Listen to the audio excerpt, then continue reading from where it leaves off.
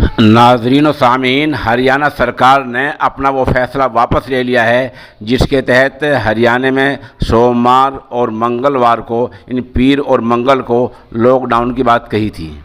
आपको बतला दें कि 48 घंटे पहले ही हरियाणा सरकार ने एक फ़ैसला दिया था कि अब हफ्ते में बजाय शनिचर और इतवार के पीर और मंगल को लॉकडाउन हुआ करेगा और इसमें आम दुकानें बाज़ार बंद रहेंगी।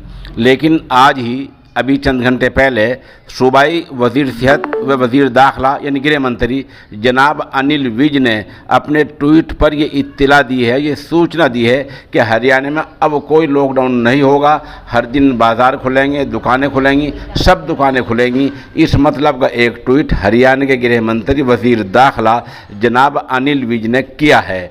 अब ये फ़ैसला अब कब तक रहता है, कैसे रहता है और इसका आगे भविष्य में मुस्तकबिल में ये जो है देखा जाएगा कि ये फ़ैसला भी सरकार का कब तक रहता है।